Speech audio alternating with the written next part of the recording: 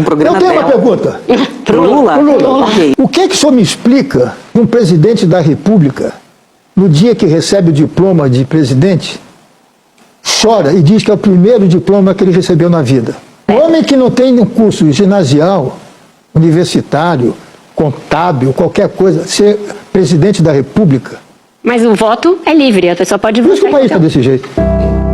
Temos dúvidas. Durante um tempo, na história do Brasil, a elite econômica que dirigia esse país não gostava que o povo estudasse.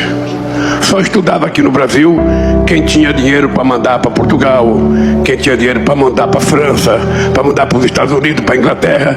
Como esse país era um país que foi de forma hegemônica, sabe, criado por índios negros no primeiro momento, não era preciso que essas pessoas estudassem.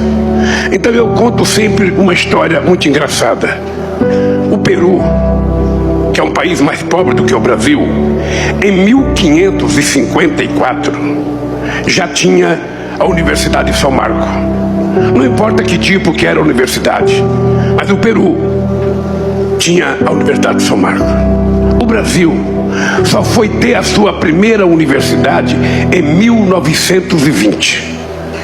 420 anos depois da descoberta, a gente foi ter a primeira universidade, que na época era chamada Universidade Brasil.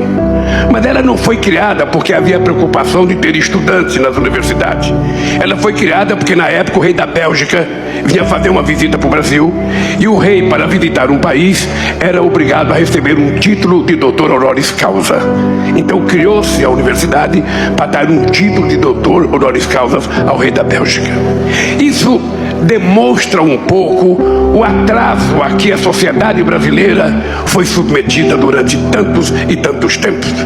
É por isso que muitas vezes a gente pega os dados socioeconômicos e a gente vê o Brasil tão atrasado. É por isso que a gente vê que o Brasil tem proporcionalmente menos alunos nas universidades do que o Chile. É por isso que a gente vê que o Brasil tem menos alunos proporcionalmente na universidade do que a Argentina. Porque em 1918, a Argentina já tinha tido em Córdoba a sua primeira reforma universitária. Em 1918, ela já tinha feito a sua primeira reforma universitária e o Brasil não tinha tido a sua primeira universidade. É só para vocês lembrarem, quando vocês estiverem na frente do espelho xingando alguém e falar que o país é atrasado, para vocês saberem que alguém quis que o país fosse assim. Alguém desejou.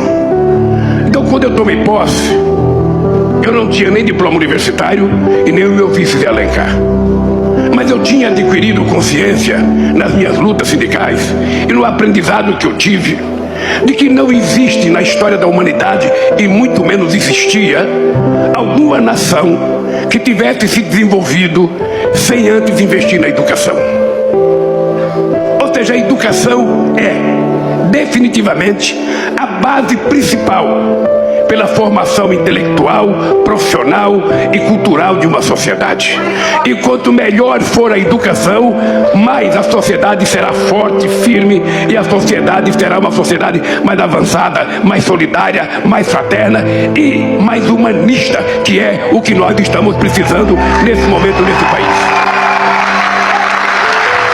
Um outro aprendizado que eu tive para poder chegar à UNILA é que uma vez, Gleice, eu estava no PT e recebi uma carta do presidente Fidel Castro.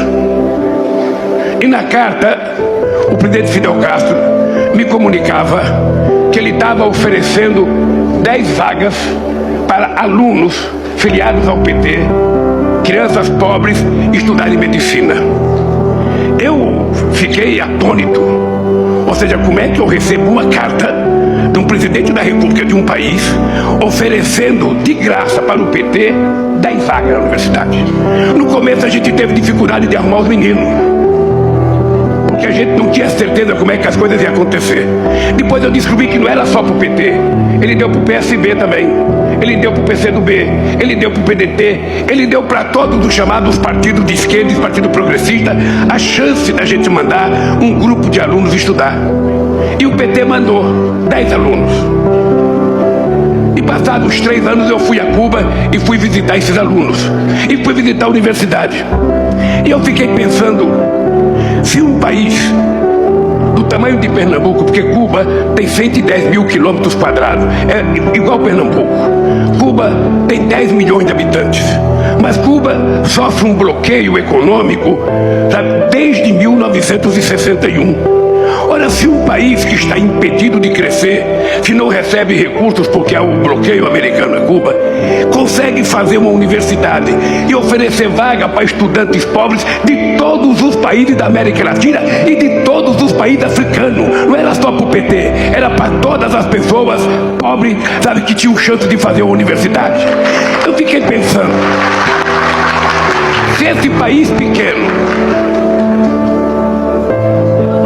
pode fazer isso, por que nós não podemos fazer isso? Por que um país do tamanho do Brasil, porque o Brasil não é um país pobre, pobre é o povo, o país é rico, o país tem um potencial extraordinário, mas acontece que a riqueza produzida nesse país nem sempre é distribuída. Tem uma parte da sociedade que vai ficando com o resultado da riqueza e o povo, ou a maioria, vai ficando com o resultado da pobreza.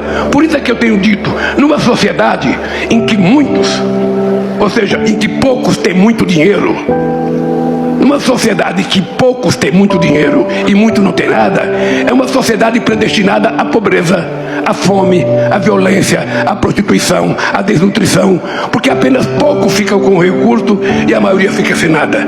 Mas inverta esse processo. Numa sociedade em que muitos têm pouco dinheiro,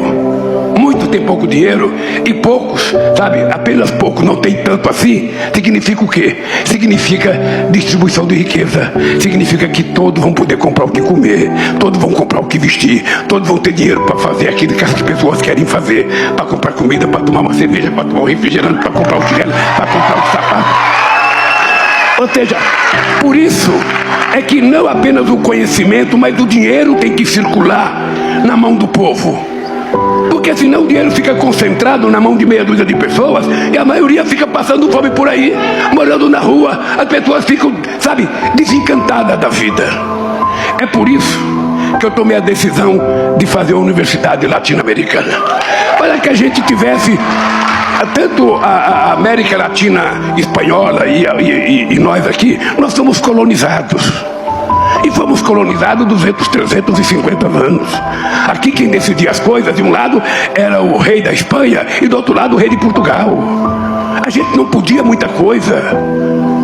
A gente não podia.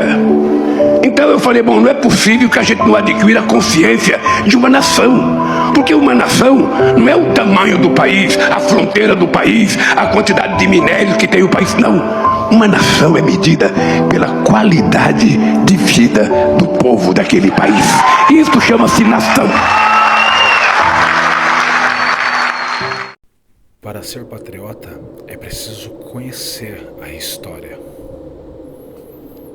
Para ser de Deus, é preciso pregar o fascismo e o nazismo na parede de uma cela de um presídio federal de segurança máxima.